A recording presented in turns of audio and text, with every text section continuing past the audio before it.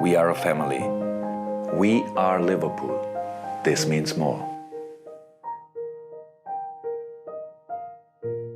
시대를 풍미한 라이벌 유리겐 클롭과 펩 과르디올라. 2024년 3월 10일이 지나면 프리미어리그에서는 더 이상 두 감독이 나란히 서 있는 모습을 볼 수 없습니다. 당연하게 여기던 과르디올라와 클롭의 맞대결이 종지부를 찍는 순간이 오고 나서야 그동안의 이 관계가 얼마나 소중했던 것인지 깨닫게 되는 것 같습니다. 왜 이별을 체감해야만 시간의 유한성을 깨닫게 되는 것일까요? 참으로 안타깝습니다. 하지만 초시계는 지금도 돌아가고 있고 한 시대를 풍미한 두 감독의 스토리가 종지부를 찍는 순간이 또 다른 시대의 시작을 알리는 의미일 수도 있지 않겠습니까? 오늘은 두 감독의 기묘한 인연에 대해 가볍게 얘기하며 리그 타이틀을 위한 두 감독의 마지막 혈투에 앞서 그들의 커리어를 함께 되돌아보는 시간을 가져보도록 하겠습니다. 다른 출발선. 전세계 축구 팬들의 클롭과 펩의 축구를 보며 열광하는 이유는 단순히 축구라는 스포츠적인 이유에서만이 아닙니다. 두 인물의 출신, 배경이 완전히 상이하기 때문이죠. 선수 시절 클롭과 펩은 커리어적으로 비교할 수가 없는 차이를 보였습니다. 유리겐 클롭의 선수 시절 유일한 우승컵은 바덴컵, 심지어 20살에 데뷔한 포르츠하임 구단에서 들어올린 트로피로 출전을 했는지 안 했는지 명확히 알 수도 없습니다. 반면에 펩 과르디올라는 유럽에서 가장 위대한 트로피 유러피언컵, 현 챔피언스리그 우승은 물론 라리가에서 6번의 우승, 경기장에서 보여줄 수 있는 개인의 능력에서만큼은 비교할 수 없는 수준의 퍼포먼스 차이가 있었습니다. 유일하게 클롭이 과르디올라와 비교될 수 있었던 부분은 선수 시절 출전 수정도? 클롭이 했던 유명한 말이 있지 않습니까? 저는 4부 리그의 재능과 1부 리그 수준의 머리를 가지고 있었습니다. 그 결과 2부 리그에서 생활을 했죠. 크루이프 감독 아래에서 훈련을 받은 과르디올라와 비교할 수는 없는 노릇이었죠. 이처럼 선수 시절에도 큰 차이가 있었지만 감독으로 데뷔하는 과정조차도 극명하게 갈립니다. 유리겐 클롭은 2부 리그 마인츠에서 선수 생활 막바지를 달려가던 시점에서 감독이 경질당하자 당시 35살의 유리겐 클롭에게 감독 제안이 들어가게 됩니다. 심지어 부임을 제안받은 상황조차 2부 리그 강등권에 위치했을 만큼 불안정한 상황에서 말이죠. 이후 시간이 흘러 당시 강등권에 위치한 마인츠 감독의 소방수가 되는 순간을 두고 이렇게 말했습니다. 첫 번째 경기를 맡은 이후 이런 질문이 떠오르더군요. 어떻게 해야 경기에서 패배하지 않을 수 있을까? 승리할 수 있는 방법과 관련되어서는 전혀 생각하지 못했습니다. 심지어 클롭은 감독이 되는 첫 시점에서 코치조차도 없이 혼자 모든 것을 했습니다. 하지만 이 열정적인 감독은 미치게 노력하여 중간에 부임되어 맡은 7경기 중 6승, 14위로 시즌을 마무리 지으며 3부 리그 강등이라는 최악의 상황을 모면해주는 특급 소방수로 자리매김하게 됩니다. 시작조차 다이나믹하죠. 반대로 과르디올라의 감독 데뷔 과정을 보시면 라마시아에서 성장해 바르셀로나 1군에 데뷔한 것처럼 2007년 은퇴 직후 바로 바르셀로나 B로 돌아가서 감독직을 맡게 됩니다. 선수 시절에서부터 바르셀로나의 DNA를 이해하고 크루이프 감독 아래에서 축구를 배웠던 과르디올라는 역시나 감독 커리어조차도 엘리트 단계를 밟게 됩니다. 07-08 시즌 바르셀로나 B에서 1년 동안 팀을 이끌고 곧장 08-09 시즌 바르셀로나 성인팀으로 내부 승격, 리오넬 메시를 데리고 트래블을 달성해버립니다. 프로1군 기준으로 클롭, 과르디올라를 비교한다면 클롭은 시즌 도중에 선수에서 감독에 임명되어 강등권 팀을 잔류시켰고 과르디올라는 본인의 뿌리로 돌아와 정식 부임, 트래블, 선수 시절뿐만이 아닌 감독으로서 첫걸음을 내딛는 순간조차도 참 다릅니다. 전술적인 차이. 우리가 알고 있는 현재 클롭의 전술적인 역량과 과르디올라의 전술적인 역량을 비교했을 때 어느 감독이 완전히 우세하다 말할 수 있나요? 쉽지 않을 겁니다. 종합적인 면에서 비슷하니 지금도 프리미어리그에서 치열하게 싸우고 있는 것이겠죠. 하지만 재미있는 부분은 위에 서술했던 클롭과 과르디올라의 선수 시절 그리고 감독 부임 과정조차도 상이했던 것과 마찬가지로 전술적인 영향을 받은 시작점도 다릅니다. 물론 깊게 파고든다면 토탈 풋볼의 시작점 리누스 미엘스로부터 영향을 받아 동일하다 볼 수도 있겠지만 클롭과 과르디올라를 두고 동일한 지향점을 두고 있다 말할 수는 없겠죠. 과르디올라는 자신의 스승인 크루이프의 영향을 받아 일명 크루이프즘, 선수 간의 짧은 간격, 중원 수적 우위, 점유율, 포메이션으로 비유하자면 3-4-3, 좌우폭을 좁혀 트라이앵글 구조를 만들 수 있는 최상의 공간 점유, 포지셔닝을 요구하는 전술적인 틀이라 보시면 됩니다. 70%의 점유율을 가져간다면 10경기 중 8경기는 승리한다 라고 말하는 것처럼 포메이션은 그저 간격, 수적 우위, 점유율을 위해 3-4-3을 가져가는 틀에 가깝고 어떤 이유에서든 경기에서 볼 소유 시간을 늘려 지배하는 형태를 가져가야 하는데 주목했다 볼 수 있습니다. 바르셀로나에서 시작해 현재 맨시티에 이르기까지 단순히 크루이프의 영향만 받았다 말할 수는 절대 없지만 과르디올라에게 있어 크루이프즘을 빼놓고 얘기할 수는 없습니다. 반면에 위리겐 클롭은 아리고 사키 영향을 받았습니다. 이는 1차적으로 마인츠 시절 자신의 감독이었던 볼프강 프랭크가 아리고 사키의 영향을 받아 선수들에게 주입시키고 있었기 때문이죠. 때문이죠. 포메이션으로 비유하면 4-4-2, 강한 압박, 선수 간의 좁은 간격, 빠른 전환 속도, 토탈 풋볼의 영향을 받아 선수 간의 간격을 극한으로 끌어올려 단순히 공을 소유하고 있는 점유의 영역이 아닌 수비 상황에서 상대방의 볼을 빼앗고 전개되는 과정에 더 집중하게 됩니다. 볼프강 프랭크가 사키의 영향을 받아 가져온 4-4-2의 틀에서 위디겐 클롭은 오랫동안 훈련을 받아왔습니다. 당시 독일 하브리그에서 4-4-2 개념이 명확치 않은 상황에서 되게 혁신적인 판단이었다고 합니다. 그때 인터뷰를 조금 가져와 본다면 볼프강이 우리에게 말하기를 갑자기 4-4-2로 포메이션을 가져간다고 하더군요. 한 번도 훈련을 하지 않았는데 말이죠. 우리는 그때부터 감독의 아이디어를 전부 완수했습니다. 우리의 훈련 세션은 전과 달랐습니다. 볼프강은 우리에게 사키의 비디오를 보여주고 우리는 그 비디오를 오랫동안 시청했습니다. 당시 평균적으로 이브리그 감독은 코칭 교육을 받을 수 있는 상황이 아니었습니다. 저는 선수 입장에서 시스템과 관련해 얘기를 할 수가 없었죠. 이후 본격적인 지도자 생활을 하며 전 세계적으로 영향력 있는 전술적 토대를 다 공부해 왔겠지만 기본적으로 클롭의 전술에 있어 가장 큰 영향을 준 인물은 아리고 사키라고 봐야 합니다. 물론 표면적으로는 그의 스승 볼프강 프랭크의 영향이 더 컸지만요. 과르디올라와 클롭 참 재밌지 않습니까? 선수 감독이 되는 과정만이 아니라 감독이 되어 전술적인 영향을 받은 인물조차도 크루이프, 아리고 사키. 현대 축구에 이르러 크루이프와 사키의 전술적 토대는 혼용되어 이 축구는 크루이프 시기니 아리고 사키 시기니 논하는 게 큰 의미가 없어졌지만 적어도 전술적인 주춧돌을 무엇으로 두었느냐? 크루이프, 아리고 사키 생각보다 비슷하면서 큰 차이가 있죠. 커리어를 되돌아본다면 선수 시절 영향을 받았던 감독의 전술적 토대를 직간접적으로 활용할 수밖에 없기 때문에 과르디올라는 크루이프, 위리겐 클롭은 아리고 사키에 더 가까워진 것이죠. 라이벌. 과르디올라는 위리겐 클롭을 두고 자신의 최대 라이벌이라는 말을 하곤 하지만 위리겐 클롭은 커리어 마지막 대결이 될 수 있는 이번 경기를 앞두고 저는 라이벌 관계가 있다 느끼지 않습니다. 우리를 왜 그렇게 부르는지 이해하지만 둘 다 그저 경쟁적으로 경기에서 이기고 싶어 할 뿐입니다. 라이벌 관계가 아닙니다. 우리가 미래에 만난다면 존중 가득한 만남이 될 것입니다. 제가 펩을 얼마나 존중하는지 종종 말해왔고 이야기할 것들이 많을 겁니다. 라이벌이라는 말이 무색할 정도로 클롭과 과르디올라는 서로를 존중하는 관계입니다. 그렇지만 축구적으로만 봤을 때 두 감독은 정말 치열한 라이벌이라 볼 수 있죠. 분데스리가에서 프리미어리그까지 두 감독 간의 상대 전적을 보시면 클롭 11승 8무 10패, 과르디올라 10승 8무 11패. 도르트 바이에른 뮌헨의 감독으로 부임하던 시절 포칼에서 승부차기 끝에 클롭이 승리를 거둔 것, 리버풀 맨시티의 감독으로 커뮤니티 실드에서 승부차기 끝에 과르디올라가 승리를 거둔 것, 이 두 가지 전적을 무승부로 기록한 것이 아닌 그냥 승리로 얘기한다면 클롭 12승 7무 11패, 과르디올라 11승 7무 12패. 프리미어리그로만 본다면 클롭 4승 6무 5패, 과르디올라 5승 6무 4패. 단 1승밖에 차이 나지 않습니다. 얼마나 치열하고 또 치열했는지 알 수 있는 대목이죠. 단순히 승패만이 아닙니다. 두 감독이 프리미어리그에 합류하기 전 단일 시즌 리그 1, 2위 모두 승점 90점을 돌파한 사례가 단 한 번도 없었지만 18-19 시즌 맨시티 98점, 리버풀 97점, 21-22 시즌 맨시티 93점, 리버풀 92점. 클롭과 과르디올라가 맡은 맨시티와 리버풀이 두 시즌이나 90점을 돌파한 가운데 단 1점으로 우승이 갈리곤 했습니다. 리버풀 팬 입장에선 애석하죠. 리그 전체 역사를 봐도 놀라운 승점만 가득합니다. 리그 역사상 첫 100점에 도달한 17-18 시즌 맨시티, 그 아래 99점, 19-20 시즌 리버풀, 그 아래 98점, 18-19 시즌 맨시티, 그 아래 97점, 18-19 시즌 리버풀, 95점의 04-05 시즌 첼시는 무리뉴가 맡았던 그 전설의 시즌이죠. 리그 38경기 15실점. 다른 승점 기록은 깰 수 있겠지만 이 실점 기록만큼은 절대 불가능으로 여겨지고 있습니다. 아무튼 다시 돌아와서 과르디올라에게 있어 위리겐 클롭이 역대 최고의 라이벌이라 불리는 이유는 간단합니다. 과르디올라를 상대로 가장 많은 승리를 가져간 감독이기 때문이죠. 해당 자료에는 11승이라 나오지만 아까 위에서 언급한 대로 승부차기 승리 패배를 모두 포함했을 경우 12승, 즉 과르디올라는 클롭에게 12번의 패배를 당한 경험이 있습니다. 레알 마드리드 바르셀로나 시절까지는 한때 절친이었던 조세 무리뉴가 그의 최대 라이벌로 불렸지만 그 이후에 커리어 차이가 워낙 많이 나서 승패가 정해졌다고 말하곤 하죠. 만약 이번에 클롭이 과르디올라에게 승리를 거둔 다음 FA컵에서 만나지 않고 향후 축구 커리어에서 아예 마주치지 않는다? 프리미어리그 통산 5승 6무 5패 무승부로 상대 전적 마감. 통산 기록으로 본다면 유일하게 위리겐 클롭을 상대로 상대 전적 10세, 재밌는 기록이 남게 됩니다. 하지만 만약 과르디올라가 승리를 거둔다? 프리미어리그는 7승 6무 5패로